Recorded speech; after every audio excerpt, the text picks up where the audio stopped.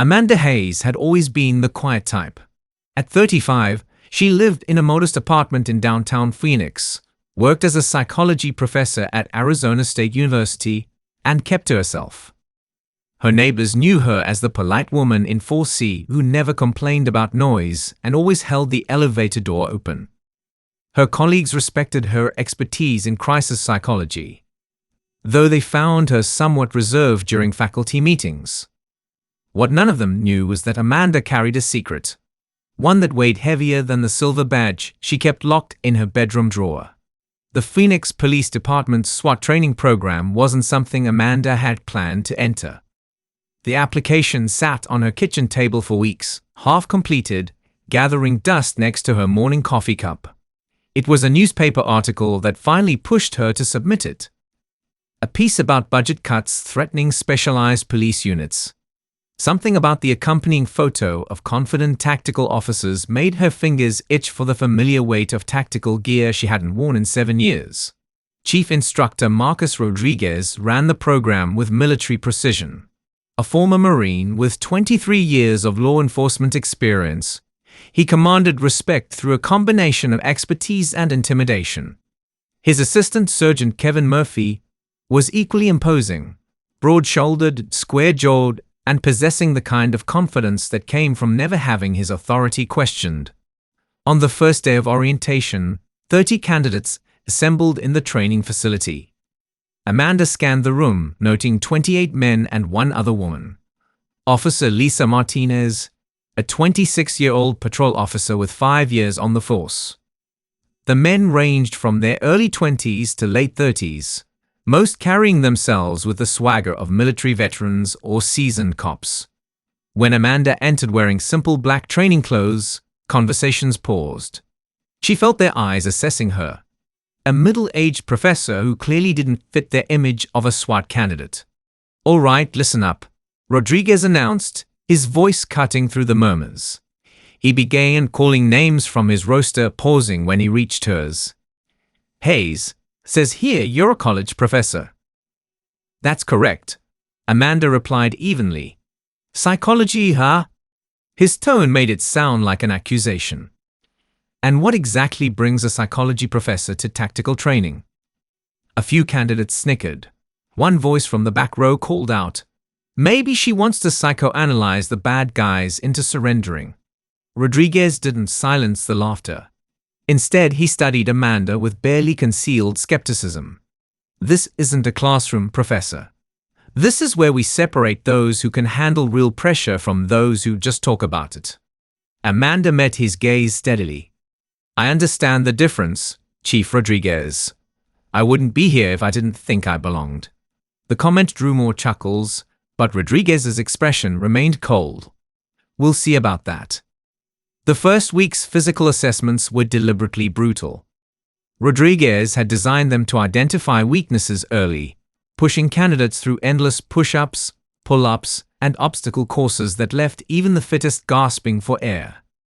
Amanda completed each task methodically, never finishing first but never quitting either.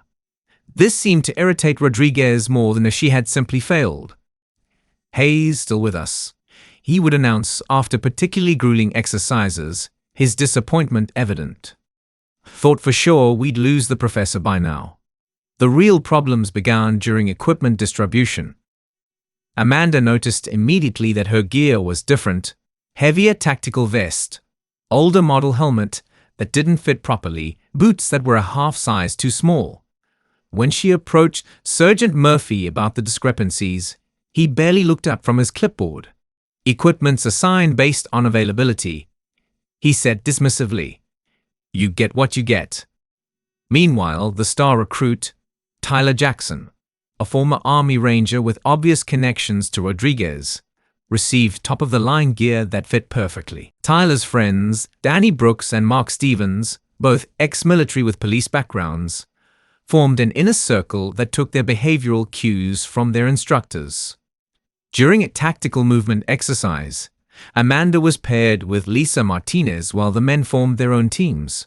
The exercise required climbing a 12-foot wall, but Amanda's oversized boots made it nearly impossible to get proper footing. As she struggled, Tyler's voice carried across the training area. Maybe the professor should stick to climbing library ladders, he called out, triggering laughter from his group. Rodriguez, standing close enough to hear, said nothing to discourage the comment. Instead, he checked his watch impatiently. Hayes, you're holding up the entire exercise. Either complete the obstacle or step aside for someone who can. Amanda gritted her teeth and made another attempt, finally managing to clear the wall through sheer determination. But the message was clear. She was being set up to fail, and her struggles were entertainment for the others. After training, as candidates headed to the locker rooms, Tyler intercepted Amanda in the hallway. Look, Professor, he said, his voice taking on a tone of false concern. Maybe you should consider whether this is really for you. No shame in recognizing your limitations. Behind him, Danny and Mark nodded in agreement. SWAT's not about being politically correct, Danny added. It's about having the physical capability to protect lives. You might be putting people at risk. Amanda kept her expression neutral despite the fury building inside her. Thank you for your concern, she replied calmly. I'll take it under advisement. But as she walked away, their laughter echoed down the corridor, and she realized this was only the beginning. By the second week, the harassment had become systematic. Amanda's equipment mysteriously malfunctioned during critical exercises. Her radio would cut out during communication drills, her training ammunition would jam in her weapon, and her tactical rope would develop stress fractures that made rappelling exercises dangerous. Rodriguez had implemented a buddy system for safety purposes, but Amanda consistently found herself paired with the weakest or most inexperienced candidates while Tyler and his group worked together as a cohesive unit. During a high-stress scenario involving room clearing, Amanda's partner, a nervous rookie named James Wilson, forgot the entry protocol and wandered into her line of fire. Civilian casualty, Rodriguez announced loudly. Hayes just shot her own teammate. In the real world, that's a career-ending mistake, if not a life-ending one. The public humiliation was calculated. Other candidates looked at Amanda with a mixture of pity and suspicion, wondering if she really was as dangerous as Rodriguez was making her appear. Lisa Martinez approached Amanda after the exercise, her young face tight with frustration. This isn't fair, she whispered. They're sabotaging both of us. Amanda had noticed Lisa receiving similar treatment, though not quite as severe. Her equipment was also substandard, and she was frequently assigned to teams designed to fail. The two women had become inadvertent allies, but their association only seemed to make Rodriguez more determined to prove his point about female candidates. The breaking point came during a simulated hostage rescue. Amanda and Lisa were assigned to the backup team while Tyler's group took the primary assault position. The scenario briefing was deliberately incomplete for the backup team. They weren't told about additional threats positioned at the rear of the building.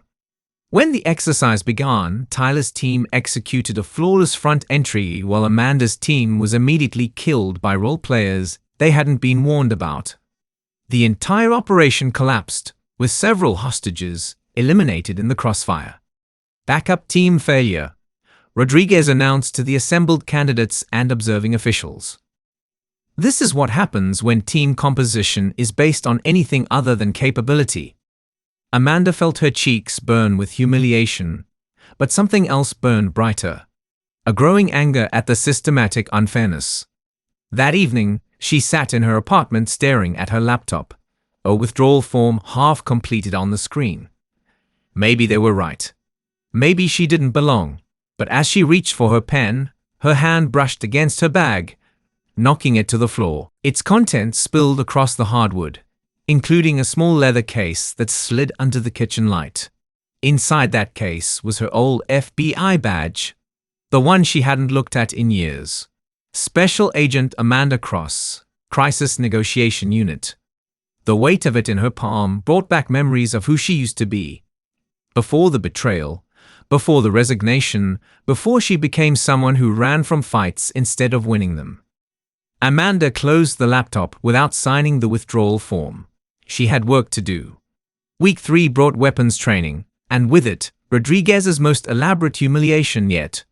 Local media had been invited to observe the innovative SWAT program, with the Phoenix mayor and police commissioner in attendance. The presence of high-ranking officials signaled the political importance placed on the program's success.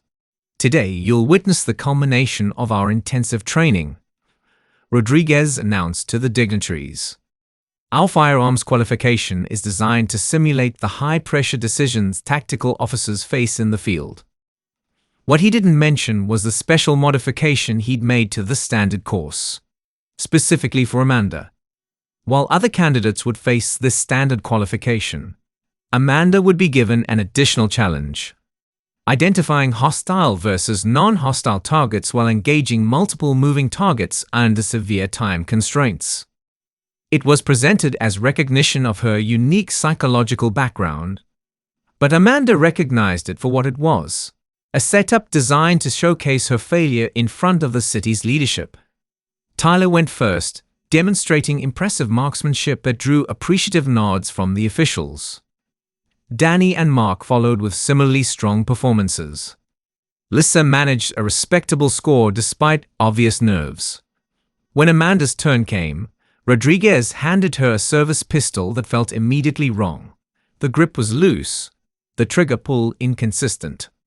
A quick inspection revealed deliberate tampering designed to throw off her accuracy. "Standard departmental issue," Rodriguez announced loudly. "Same as everyone else received." The lie was delivered with such confidence that only someone familiar with firearms would recognize it. Amanda took the weapon and approached the firing line, her mind racing. She could protest the obvious sabotage, but without proof, it would sound like excuses. Or she could adapt. "Professor Hayes will be attempting our enhanced qualification," Rodriguez explained to the officials. "Since she brings such unique perspective to our program, I've added cognitive elements to test her ability to think and act simultaneously under pressure." Commissioner Williams leaned forward with interest. Mayor Johnson looked skeptical but curious. The course Rodriguez described was significantly more complex than what other candidates had faced, with multiple decision points and severe penalties for mistakes. As he explained the additional requirements, Amanda noticed Tyler and his friends exchanging knowing smirks. "This will demonstrate the difference between academic understanding and practical application," Rodriguez concluded. Amanda listened calmly, her expression betraying nothing of her recognition that the deck had been thoroughly stacked against her. When Rodriguez finished, she simply asked, "May I begin?" But as she raised the tampered weapon, muscle memory from years of training kicked in. The weight felt familiar despite the modifications. The stance came naturally, and for the first time in weeks, Amanda allowed herself a small smile. Rodriguez had no idea who he was really dealing with. The first phase of the qualification involved standard target shooting at various distances. Despite the modified weapon pulling consistently to the right, Amanda's shots grouped tightly, each adjustment to stance and grip compensating for the deliberate handicap. Rodriguez's smug expression began to falter. During the movement phase, Amanda transitioned between barricades with an economy of motion that spoke of extensive training. Her movements were fluid, deliberate, economical. Nothing wasted, everything purposeful. The officials began to murmur with interest. Commissioner Williams leaned toward Mayor Johnson. "She moves like someone with serious tactical training." "That's what I was thinking," the mayor replied, studying Amanda more closely. "There's something familiar about her." For the scenario portion identifying hostile versus non-hostile targets, Amanda's performance became remarkable. Her decision-making was flawless, her shots precisely placed. Years of high-stakes negotiation had taught her to read situations instantly, to process multiple variables simultaneously. Tyler's confident smirk had completely disappeared. Danny and Mark looked increasingly uncomfortable as Amanda dismantled Rodriguez's carefully constructed narrative with each perfect shot. The final element activated a complex sequence of moving targets at varying distances, some appearing for less than a second. This simulates multiple threats in a dynamic environment. Rodriguez explained to the observers, his voice tight. Even experienced officers struggle with this level of complexity.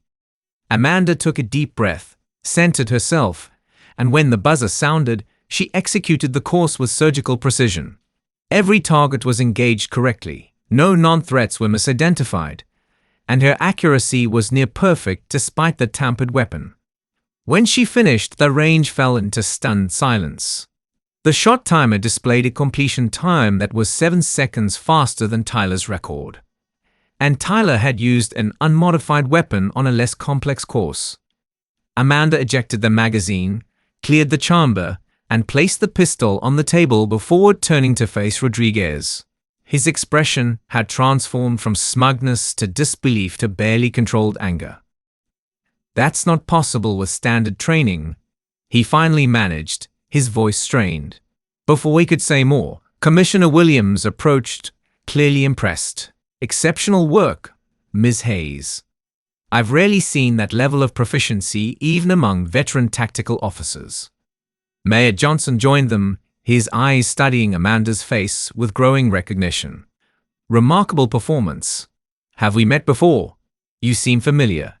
Amanda hesitated, aware that every eye was on her. The trainees, the instructors, the officials, all waiting for her response. For a moment, she considered maintaining her cover, offering some vague explanation. But Rodriguez's obvious fury, Tyler's shocked expression, and the memory of weeks of calculated humiliation made her decision clear. "We have met, Mr. Mayor," she replied steadily. "Though it was some years ago, under different circumstances.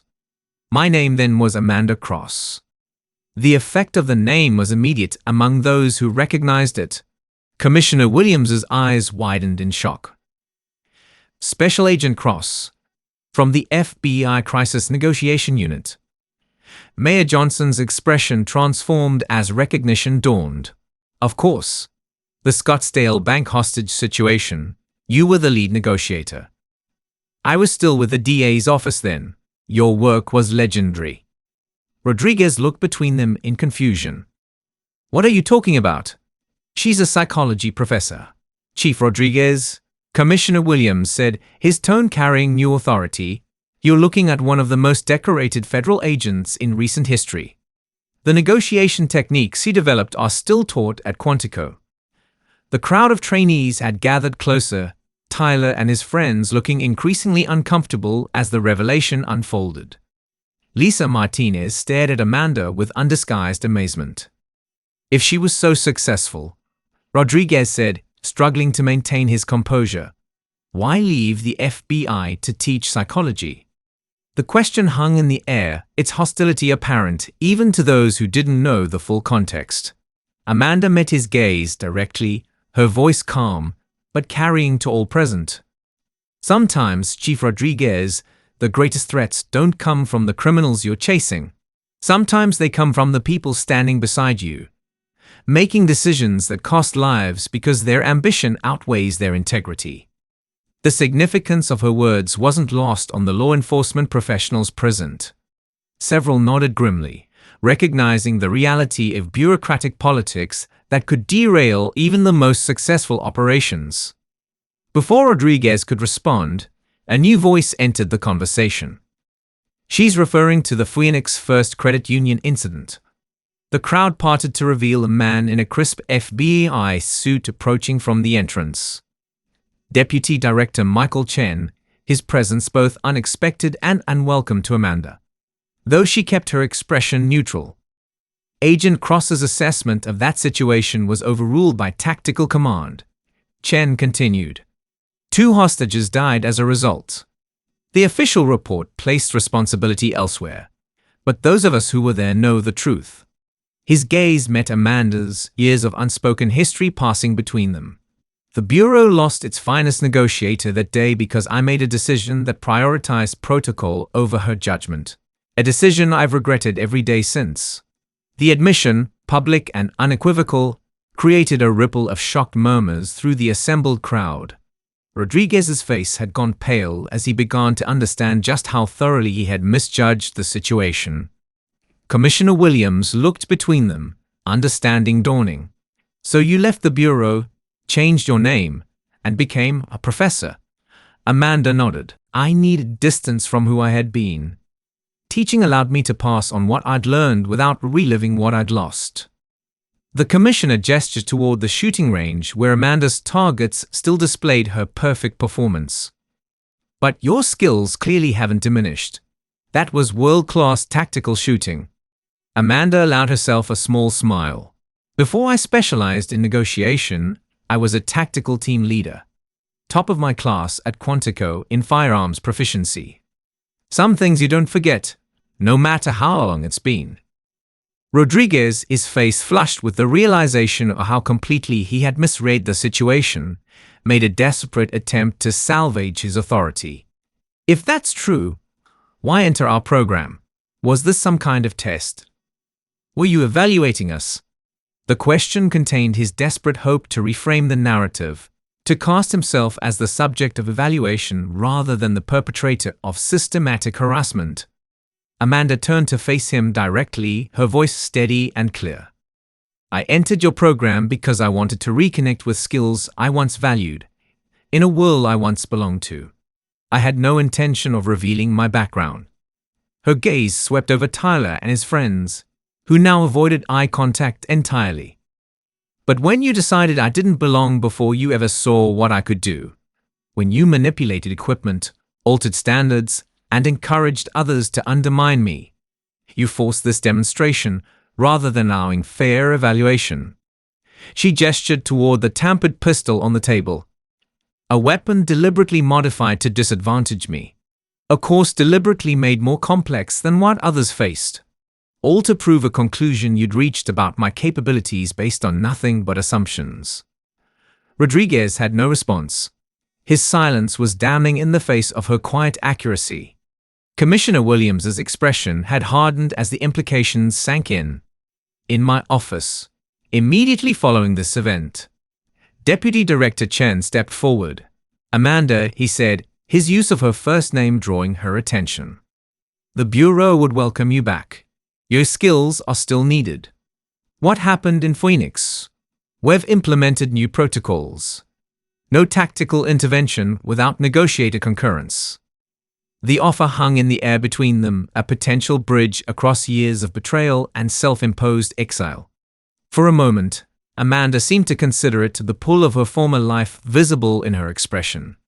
Then her gaze found Lisa Martinez, standing at the edge of the group with undisguised admiration.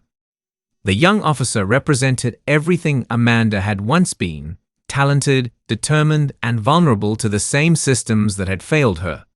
"I appreciate the offer, Michael," she finally replied. "But my teaching position suits me now. Though perhaps the Bureau might consider guest lectures on negotiation psychology. I find sharing knowledge more satisfying than field work these days." Chen nodded, understanding the graceful refusal. "The invitation remains open."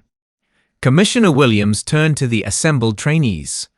"I believe today's qualification has provided valuable lessons beyond marksmanship. Training will resume tomorrow under interim leadership while we review program protocols." His gaze lingered on Rodriguez, whose career prospects had just evaporated.